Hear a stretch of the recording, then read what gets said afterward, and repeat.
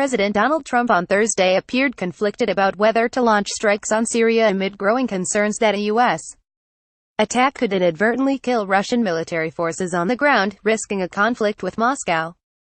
A U.S. missile strike on Syria risks hitting Russian troops, who are embedded with Syrian forces across the war-torn country. And Moscow may be forced to retaliate, or else lose credibility down the line.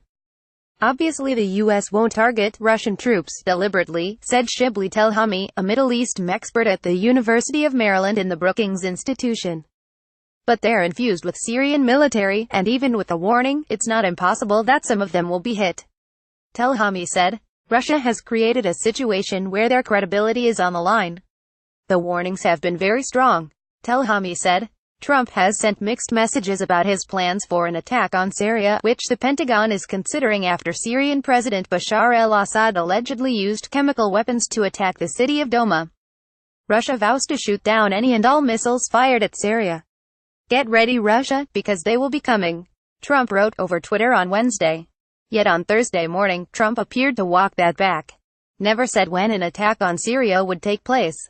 Could be very soon or not so soon at all. For Luke Coffey, the Heritage Foundation's director of the Douglas and Sarah Allison Center for Foreign Policy, it's all but certain Trump will do some sort of military strike at this point. There's always a certain degree of uncertainty in any sort of military operation, he added. But as long as the president makes clear that any military response is punitive and directly linked to the use of chemical weapons, I think the risk of spillover is minimal. Coffey said that Trump's Twitter-based rhetoric is giving Russia time to move assets and deconflict, on some level, with U.S. military officials in the region. That forewarning mitigates the danger of Russian personnel getting caught in the line of fire. And of course, Russia has withstood a U.S. strike before, in April 2017, over Assad's use of sarin nerve gas on his own people. Regardless, collateral damage does sometimes happen, and Russia could feel forced to hit back. That could put U.S. forces in Syria in the crossfire. From left, Syrian President Bashar Assad, Russian President Vladimir Putin and Russian Defense Minister Sergei Shoigu watched the troops marching at the Hmeimim air base in Syria on Monday, Dec. 11, 2017. Kremlin press pool, sure they could give the U.S. a warning. Telhami said. But they may not want to do that if they're not warned this time in the same way. There are currently about 2,000 U.S. troops in Syria, U.S. officials say. Given that Trump has also been vocal about his desire to pack up and end the U.S. mission to Syria, which would be a dream come true for Russia, Syria, and Iran, it seems unlikely that any adversaries would want to do anything that could force Trump to stay, according to Joshua Landis, director of the University of Oklahoma's Center for Middle East Studies. Look, the Russians are winning here. They don't need to respond, Landis said. They need to get Trump out of North Syria. They don't want to get into a fight. They've been bending over backwards to avoid that. They're going to keep prodding like that, but the last thing Russia wants is to get into a fight because they'll get even more sanctions and their economy will fade, Landis added. Coffey and Landis both noted that so long as targets are limited to the chemical weapon kill chain, like manufacturing facilities and weapons assets that carry the chemical payloads, it's not in Russia's interest to retaliate. I think that's true strategically. Telhami agreed. They know Trump is already signaling he wants out. However, having said that, I cannot imagine Russia would let it pass without doing something. It's only a question of whether it will be something symbolic. Battle damage assessment image of Shahrad airfield, Syria, following U.S. Tomahawk land attack missile strikes April 7, 2017 from two Arleigh-Burke-class destroyers. The United States fired Tomahawk missiles into Syria in retaliation for the regime of Bashar Assad using nerve agents to attack his own people.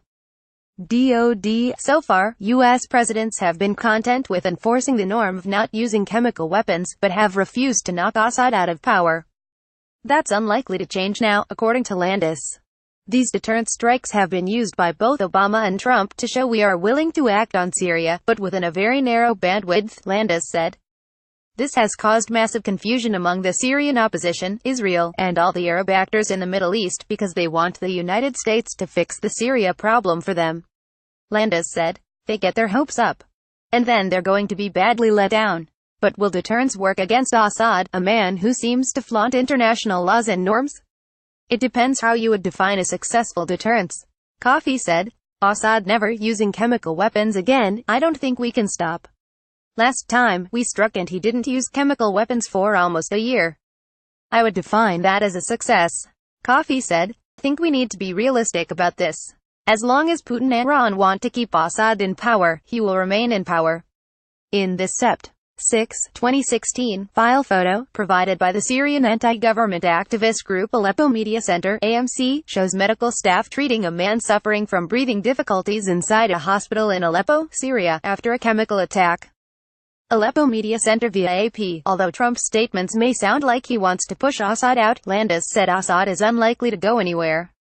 Blaming Assad has been going on for years, he said.